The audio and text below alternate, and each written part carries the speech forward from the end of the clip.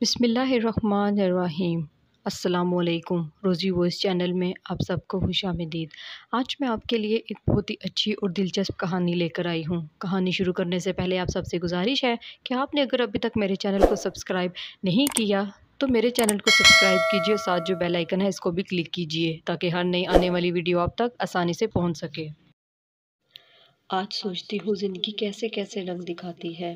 میں نے اپنا سارا بچپن اپنے ماں باپ کو حویلی کی غلامی کرتے دیکھا، لیکن کبھی سوچا نہ تھا کہ ایک وقت ایسا آئے گا کہ میں اس حویلی کی مالکن بنوں گی۔ ابا چودھری صاحب کے ملازم تھے۔ ایک روز گھوڑے کی مالش کرتے ہوئے اچانک اس کی لات ابا کو لگی۔ وہ تکلیف سے دورے ہو گئے اور ہسپتال جاتے ہی دم توڑ دیا۔ یہ بڑا سانحہ تھا ہمارے لیے۔ ہم غریبوں کی تو کل کائنات ہی ابا تھے۔ کیا بتاؤں کتنا دکھ ہوا تھا مجھے۔ اس وقت جی چاہتا تھا کہ میں بھی ان کے ساتھ ہی مر جاؤں، لیکن جینا مرنا کب اپنے ہاتھ میں تھا۔ ہماری نہ زمین تھی اور نہ ہی جمع پونجی، نہ ابا کی ملازمت سرکاری تھی کہ پینشن کا آسرا ہوتا۔ مکان بھی چودھری صاحب کا دیا ہوا تھا جس میں سر چھپائے ہوئے تھے۔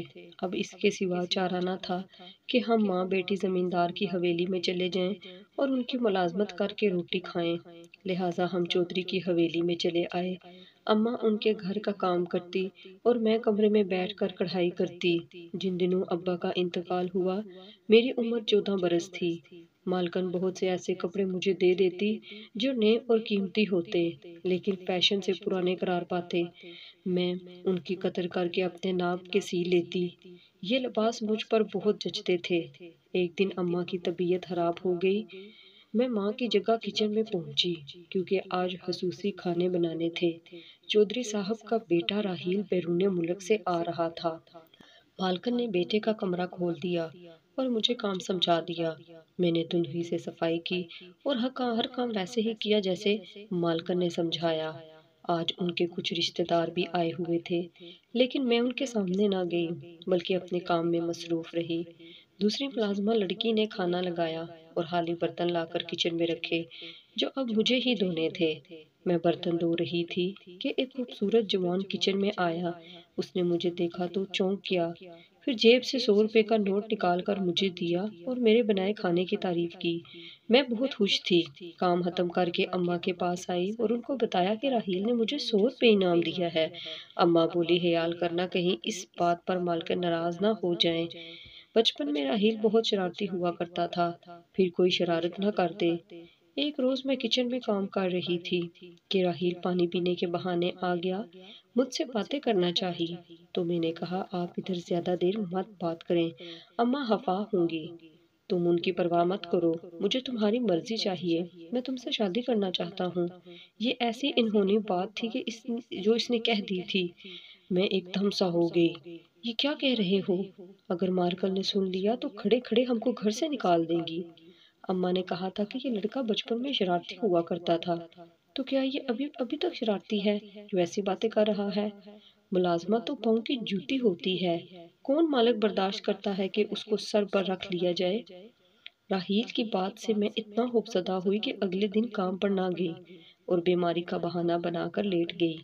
ماں سے کہا اماں تم جاؤ اب، میں وہاں کام پر نہ جاؤں گی۔ وہ بولی راحیل کے آنے سے مہمان زیادہ آنے لگے ہیں، اس لیے کام بھی زیادہ ہوتا ہے۔ میں اکیلے اتنا کام نہیں کر سکتی، تمہیں میرا ہاتھ تو بٹانا ہی ہوگا۔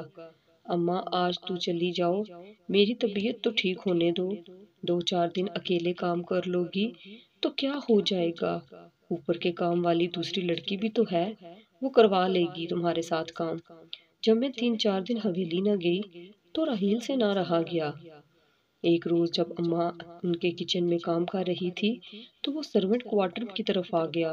میں سوچ بھی نہ سکتی تھی کہ ایک امیر زادہ جو بیرون ملک سے پڑھ کر آیا ہو ایک معمولی ملازمہ کی بیٹی کی حالت اس قدر پریشان ہو جائے گا۔ میں راحیل کو سامنے دیکھ کر ڈر سی گئی۔ اس نے آتے ہی سوال کیا کیوں نہیں آئی تم آج؟ میری طبیعت خراب تھی، میں نے جواب دیا۔ تم نے بہانہ کیا ہے۔ میری بات کا جواب دینا نہیں، میں اس کی بات کا جواب نہیں دینا چاہتی تھی۔ شاید تم مجھے پسند نہیں کرتی۔ راحیل صاحب خدا کے لیے مجھے شرمندہ نہ کریں، میرا خیال چھوڑ دیں، ہمارا اور کوئی ٹھکانہ نہیں ہے۔ ہمیں عزت سے یہاں رہنے دیں۔ مالکن کو علم ہو گیا تو ہم غریبوں کے لیے بہت برا ہوگا۔ آپ تو مذاق کر کے الگ ہو جائیں گے، شامت ہماری آ جائے گی۔ میں مذاق نہیں کر رہا، میں سنجیدہ ہوں۔ میں نے دنیا کی سیر کی ہے، زمانہ دیکھ کر آ رہا ہوں، سوچ سمجھ کر فیصلہ کیا ہے۔ میری نظر میں امیری غریبی کا فرق کچھ نہیں، تعلیم کا فرق ہے۔ میں تم کو تعلیم دلواؤں گا۔ میں سیرت کو اہم سمجھتا ہوں، دولت کو نہیں۔ مجھے لگا کہ وہ کسی دوسری دنیا سے آیا ہے اور دوسری دنیا کی ہی باتیں کر رہا ہے، یا پھر میں خواب دیکھ رہی ہوں۔ مجھ کو گہری سوچ میں ڈوبا دیکھ کر وہ بولا، تم کسی اور سے محبت کرتی ہو کیا؟ میں نے ہاتھ جوڑ کر کہا، راحیل صاحب، خدا کے لیے ایسا ویسا کچھ مت سوچیے، بس میرا خیال چھوڑ دیجیے، میں اب بھی آپ کے گھر کی طرف نہیں آؤں گی۔ ٹھیک ہے، اس نے چلتے چلتے کہا، تو پھر میں بھی گھر سے چلا جاؤں گا اور پھر میں بھی کبھی واپس نہیں آؤں گا۔ چند دن گزرے تو ماں نے مجھے کہا کہ تم کو مالکن نے کام کے لیے بلایا ہے، اگلے ہفتے ان کے بڑے بیٹے نبیل کی شادی ہے۔ میں نہ جانا چاہتی تھی لیکن ماں کے بار بار کہنے اور مجبور کرنے پر مجھے جانا ہی پڑا۔ راحیل نے مجھے دیکھا مگر بات نہ کی، وہ زیادہ تر چپ رہتا تھا اور کسی سے ہنس کر بات نہ کرتا تھا۔ اس کے رویے سے مجھ کو احساس ہوا کہ وہ واقعی سنجیدہ ہے۔ اس نے میرے ساتھ دل لگی نہیں کی، کیونکہ دل لگی کے طور و اتوار اور طرح کے ہوتے ہیں۔ اگر کسی کا دل کسی پر آ جائے تو یہ کچھ ایسی عجب بات بھی نہیں، بادشاہ بھی تو اپنی کنیزوں سے شادی کر لیا کرتے ہیں۔ اس میں ایسی کیا انہونی تھی؟ جس روز نبیل دلہا بنا، مہندی والا دن تھا، مالکن نے مجھے بہت اچھا سوٹ دیا تھا جو میں نے اس موقع پر پہنا ہوا تھا۔ صحن میں سب لوگ موجود تھے۔ میں کچن میں کچھ لینے گئی تو وہاں راحیل موجود تھا۔ وہ ریفریجریٹر سے ٹھنڈے پانی کی بوتل نکال رہا تھا۔ اچانک میں اس کے سامنے آئی تو وہ مجھے بس دیکھتا ہی رہ گیا، شاید اس کو یقین ہی نہیں آ رہا تھا کہ یہ میں ہوں۔ سفید براق نے جوڑے میں مجھ کو بھی وہ شہزادہ لگا۔ سوچنے لگی کہ آخر میں نے کیا جرم کیا ہے جو اتنا ڈر گئی ہوں۔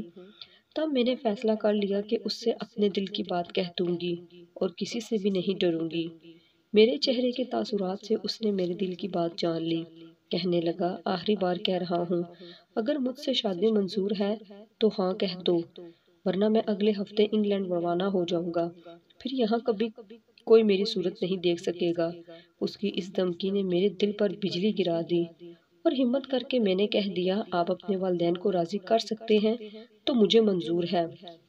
وہ خوش ہو گیا، کہنے لگا، بڑے بھائی کی شادی کے بعد میں اپنے بابا جان سے بات کروں گا۔ اس کے بڑے بھائی کی شادی ہو گئی، دلہن ان کی خالہ کی بیٹی تھی۔ وہ زمیندار گھرانے کی بہت خوبصورت نازک اندام لڑکی تھی۔ یہ ان کے ہم پلہ لوگ تھے۔ میں شبانہ کو بھابھی بھی کہتی تھی۔ ایک دن بھابھی کی امی کے ساتھ ایک عورت آئی، یہ ان کے مینیجر کی بیوی تھی جو ان کی اراضی کے امور سنبھالتا تھا۔ اس کا بیٹا شہر میں نوکری کرتا تھا۔ اس عورت نے بھابھی سے میرے بارے میں پوچھا۔ انہوں نے بتایا کہ خالو جان کے پرانے منشی رحمت علی کی بیٹی ہے، ان کے والد کی وفات ہو گئی ہے، یہ ماں بیٹی اب ہمارے پاس رہتی ہیں۔ اس عورت نے مجھے پسند کر لیا اور اماں سے میرا رشتہ، میری اماں تو خوش ہو گئی۔ وہ جلد از جلد میری شادی کرنا چاہتی تھی لیکن میں نے انکار کر دیا۔ ماں نے وجہ پوچھی، میں نے بتایا کہ راحیل مجھ سے شادی کرنا چاہتا ہے۔ یہ سن کر اماں کے تو ہوش ہی گم ہو گئے۔ راحیل اور تیرے سے شادی، یہ کیسے ہو سکتا ہے؟ کہیں تو پاگل تو نہیں ہو گئی؟ میں نے کہا، اماں اگر آپ کو یقین نہیں آتا تو ان سے پوچھ لیں۔ اماں نے موقع پا کر راحیل سے بات کی تو اس نے جواب دیا کہ یہ سچ ہے، میں شادی آپ کی بیٹی روشنی سے ہی کروں گا، کہیں اور اس کا رشتہ نہ کرنا۔ میں اپنے والدین سے بات کروں گا اور ان کو منا لوں گا۔ راحیل نے والدین سے بات کی تو والد تو سوچ بچار میں پڑ گئے، لیکن مالکن سخت غصے میں تھی۔ وہ مجھے گھور رہی تھی اور سارا الزام مجھ پر ٹھہرا رہی تھی کہ ساری غلطی تمہاری ہے۔ تب میری ماں اور میں نے کلام پاک اٹھا کر ان کو یقین دلایا کہ اس میں ہمارا کوئی قصور نہیں ہے، آپ اپنے بیٹے سے پوچھ لیں۔ میری خوش قسمتی راحیل نے اپنے والد کو قائل کر لیا اور وہ بیٹے کی خوشی پوری کرنے پر راضی ہو گئے۔ مالکن کچھ نہ کر سکتی تھی کیونکہ اس گھر کی ریت یہی تھی کہ رشتوں ناتوں میں مردوں کی چلتی تھی۔ مالکن نے بیٹے کو نہ جانے کیا برا بھلا کہا کہ وہ گھر چھوڑ کر چلا گیا۔ اب وہ پچھتائی تاہم غصہ ہم لوگوں پر نکالا اور کوارٹر خالی کرنے کو کہا۔ اماں نے اپنا سامان اٹھایا اور چل دی۔ اس وقت چودھری صاحب گھر پر نہ تھے۔ ہم ان کا گھر چھوڑ کر قریبی گاؤں امی کے ایک رشتہ دار کے گھر آئے۔ یہ امی کے ماموں زاد کا گھر تھا۔ اس وقت تو انہوں نے ہمارا آنا خوشی سے قبول کیا، لیکن ہم کو پتا تھا کہ یہ عارضی ٹھکانہ ہی ہے۔ ادھر چودھری صاحب بیٹے کی تلاش میں راحیل کے ایک دوست کے پاس پہنچے۔ باپ اسی کو منا کر گھر واپس لے آیا اور بیوی کو سمجھایا کہ بیٹے کی خوشی میں رکاوٹ مت ڈالو، یہ جوان لڑکا ہے، ایک بار بیرون ملک نکل گیا تو منہ دیکھنے سے رہ جائیں گے۔ ہمارے کون سے زیادہ فرزند ہیں، 2 ہی تو بیٹے ہیں۔ تم لڑکے کی خواہش پوری کر دو۔ روشن ایک وفادار اور دیانتدار شخص کی بیٹی ہے، اس میں کوئی عیب نہیں ہے۔ غرض اس طرح انہوں نے بیوی کو راضی کیا۔ بے شک مالکن نیم دلی سے ہی راضی ہوئی کہ ان کی نگاہوں میں نوکرانی کی بیٹی تھی۔ وہ میرے والد کی شرافت اور وفاداری کو بھلا بیٹھی تھی، تاہم اس نے یہ شرط رکھی کہ لڑکی کا نکاح اس کے میکے میں ہوگا اور ہم بعد میں اس کو جا کر لے آئیں گے۔ سو میرا نکاح ماموں کے گھر ہوا۔ بعد میں چند بزرگوں اور معززین کے ہمراہ چودھری صاحب مجھے اپنے ساتھ حویلی لے آئے، کیونکہ راحیل کو وہ کھونا نہ چاہتے تھے۔ یہ کوئی فلمی کہانی نہیں، حقیقت ہے کہ مجھے اس بڑے گھرانے نے قبول کر لیا اور میں چودھری صاحب کی بہو بن کر حویلی میں اتری۔ حویلی کی عورتوں کا سلوک شروع میں مجھ سے اچھا نہ تھا، منہ سے کچھ نہ کہتی تھی مگر دل میں ان کی حقارت بھری ہوئی تھی۔ اس صورتحال سے مجھ کو دکھ ہوتا تھا۔ تب راحیل کہتے کہ تم ان پر دھیان مت دو، اپنی پڑھائی پر دھیان دو، میٹرک کر لو تو میں تمہیں اپنے ساتھ برطانیہ لے جاؤں گا۔ انہوں نے میرے لیے ٹیچر کا انتظام گھر پر کر دیا تھا، لیکن باہر جانے کی نوبت نہ آئی۔ میرے سسر بیمار ہو گئے تھے تو میں نے ایک بیٹی کی طرح ان کی خدمت کی۔ جب ساس نے یہ دیکھا تب ان کا دل نرم ہوا، کیونکہ ان کی کوئی بیٹی نہ تھی اور آگے انہوں نے بھی بڑھاپا دیکھنا تھا۔ میرے سسر صاحب کا انتقال ہو گیا، آدھی جائیداد دھن دولت کے وارث راحیل ہو گئے۔ انہوں نے اپنی الگ کوٹھی بنوا لی، میرے 4 بچے ہو گئے۔ اب ان بچوں کی وجہ سے میں ساس کی محبت کی حقدار بن گئی۔ ہم گرمیوں کی چھٹیاں شہر سے آ کر ان کے پاس گاؤں میں گزارتے۔ بے شک میری ساس مجھ سے پیار نہ کرتی ہوں، لیکن وہ اپنے پوتے پوتیوں سے بہت پیار کرتی تھی۔ جب تک وہ زندہ رہی میں ان کے گھر میں ڈر ڈر کر قدم رکھتی تھی، لیکن جب وہ شدید بیمار ہو گئی تب انہوں نے مجھے کہا، بیٹی اب تم یہاں میرے پاس رہو، مجھے تمہاری ضرورت ہے۔ واقعی ان کو ان دنوں میری شدید ضرورت تھی۔ میں ان کا خیال رکھتی، خدمت کرتی، ان کو فالج ہوا تو میں نے دن رات ان کے لیے ایک کر دیے، ہر لمحہ ان کی خدمت میں حاضر رہتی تھی۔ ان کی وفات کے بعد مجھے بھی حویلی میں اتنا ہی استحقاق ملا جتنا میری جٹھانی کو ملا تھا۔ میں راحیل کو داد دیتی ہوں جنہوں نے ہمت کی، ورنہ میں کہاں حویلی کی مالکن بننے کے خواب دیکھ سکتی تھی۔ انسان کی قدر ہونی چاہیے، روپے پیسے کی نہیں۔ راحیل نے مجھے عزت دی اور میں نے خوب ان کے والدین کی خدمت کی اور ان کا دل جیتا۔ آج میرے پاس سب کچھ موجود ہے، بس اس بات کی خواہش ہے کہ اللہ میری اولاد کو بھی کامیاب کرے، راحیل کی طرح وہ بھی انسان کی قدر کرنا جانے، روپے پیسے کو اہمیت نہ دیں اور نہ ہی روپے پیسے کے چکر میں پھنس کر زندگی کی رنگینیوں میں الجھ جائیں۔